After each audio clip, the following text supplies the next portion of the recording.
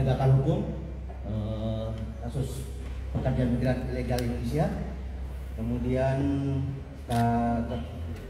Kasubdit 4 Ditkrimum sebagai ketua tim penyidik, ya. Teman-teman media, alhamdulillah hari ini kami ingin menyampaikan kembali perkembangan penanganan kasus PMI ilegal yang di bulan Desember tenggelam kapalnya di perairan Johor Bahru. Rekan-rekan sekalian, sejak bulan Desember kami sudah melakukan konferensi pers terkait dengan penegakan hukum terhadap pelaku-pelaku PMI ilegal ini.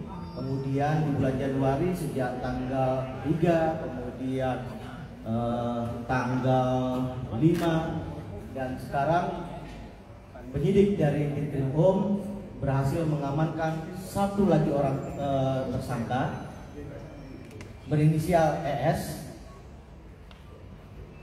jenis kelamin wanita, alamat di Jalan Merpati, Kota Tanjung Pinang. ES ini diamankan di daerah ataupun diamankan dari rumah keluarganya yang berada di Kecamatan Putri Hijau, Bengkulu Utara, Provinsi Bengkulu. Jadi pada tanggal 8 Januari tim penyidik menerima informasi keberadaan tersangka ada di sana. Kemudian tim penyidik langsung berangkat, dan pada tanggal 8 Januari itu juga pukul 17.40 tim penyidik dari Ditkrimum mengamankan tersangka ES ini dengan dibantu di backup oleh personil dari Polsek Putri Hijau. Rekan-rekan sekalian, dapat kami sampaikan juga bahwa tersangka ES ini merupakan masih menjadi bagian dari jaringan sindikasi pengiriman PMI ilegal. Artinya dia adalah satu jaringan dengan 4 tersangka sebelumnya. Bersama yang bersangkutan, bersama tersangka juga diamankan, bisa kita lihat ada alat komunikasi, kemudian buku tabungan atas nama yang bersangkutan. Kemudian yang bersangkutan ini berperan untuk melakukan pengurusan dan memfasilitasi 8 orang PNI hingga pemberangkatan ke luar negeri tanpa dilengkapi dokumen resmi melalui pelabuhan rakyat sebagaimana yang telah kami sampaikan pada konferensi pers sebelumnya. Rekan-rekan sekalian, terhadap tersangka ini diterapkan 2 undang-undang. Yang pertama, Undang-Undang tentang Pemberantasan Tindak Pidana Perdagangan Orang. Ancaman hukumannya paling lama 15 tahun dan denda paling banyak 600 juta rupiah. Kemudian juga dilapis dengan Undang-Undang tentang Tindak Pidana Perlindungan Pekerja Migran Indonesia. Ini ancaman hukumannya 10 tahun dan denda paling banyak 15 miliar rupiah.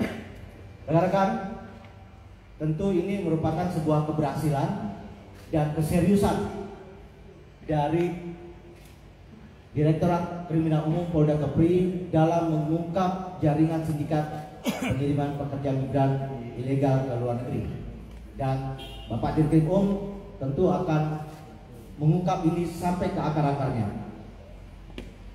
Itu aja yang dapat kami sampaikan kepada rekan-rekan.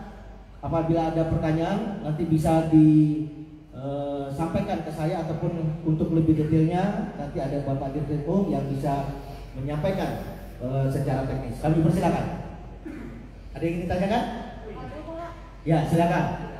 Pak, Sarah, Pak. Ya, Sarah dari RRI, silakan. Pak, dia kan dari Lampung. Rata-rata yang diajari kan dari NTB dan juga Jawa Tengah ya, Pak ya. Gimana cara dia ngerekrutnya? Dia bertempat tinggal di Jalan Merpati Tanjung Pinang. Kemudian pada saat diamankan, yang bersangkutan sedang berada di rumah keluarganya di Bengkulu Utara. di Bengkulu Utara. Ya. Berarti dia tahu kalau dia lagi ditarget maka dia ke rumah keluarganya atau gimana itu Pak? Ya, silakan Pak Dir.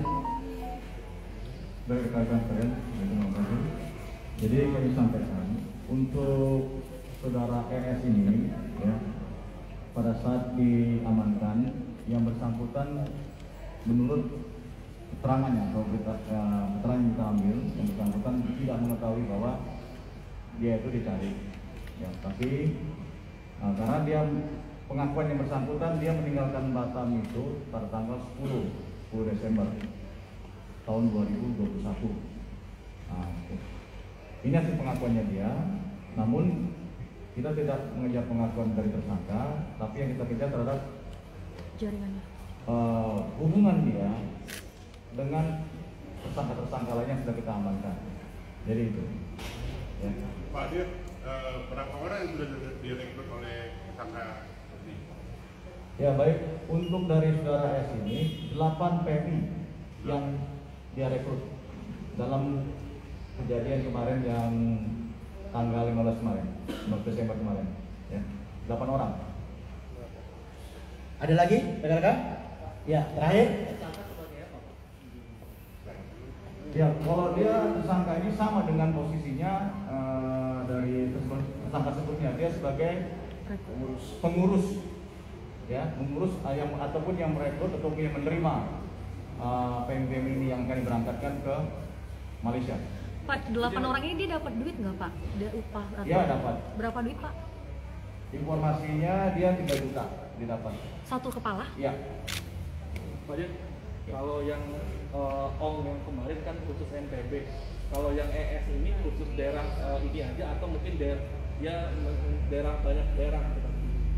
Ya baik, kami informasikan karena ini adalah bagian dari jaringan, jadi dan dia juga sebenarnya suaminya ini sudah ditahan dengan perkara kasus yang sama, masalah PMI ini.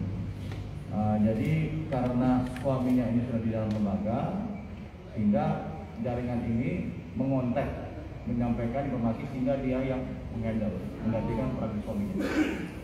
Cukup ya? Cukup ya rekan-rekan ya? Pak, suami termasuk jaringan ini juga? Ya. Suaminya dia termasuk jaringan ini juga atau di luar jaringan? Dia itu bukan bagian dari jaringan ini, tapi dia sebelumnya. Oh, oke Pak. Sebelumnya, ya. Dan suaminya sudah di Dalam lembaga. Baik, masih ada rekan-rekan? Cukup Pak. Baik, cukup ya. Tentu apapun yang diakui oleh tersangka ES ini, tentu nanti penyidik memiliki teknik-teknik sendiri untuk menggali keterangan dengan teknik-teknik konfrontir dan sebagainya. Ya, ya. Pak, izin Pak, apakah ada tersangka berikutnya selain yang ditetapkan 5 ini? Ya, untuk menentukan sebuah tersangka tentu penyidik harus berdasarkan bukti permulaan yang cukup. Ya. Kemudian penyidik pasti akan melakukan gelar perkara. Ya. Dari hasil gelar perkara itulah nanti akan terlihat apakah akan ada tersangka-tersangka baru. Ya, cukup ya, dengarkan ya. Dek, adek, sini dek, adek, ini dek, dek, ini dek, sama abang dek, ngomong sama abang, sama abang juga ngomong dek, dek ngomong sama abang dek. Pak lagi hamil ya? Lagi hamil ya? Berapa bulan Pak? 7 bulan. Kasihan Dek, 7 bulan. kok bisa artinya ikut dalam kayak gini dek? Ceritanya gimana dek? Sedikit deh awal kesentuh nanti Sarah kesentuh nanti iya abang mau lewat makanya bang tahan kesentuh nanti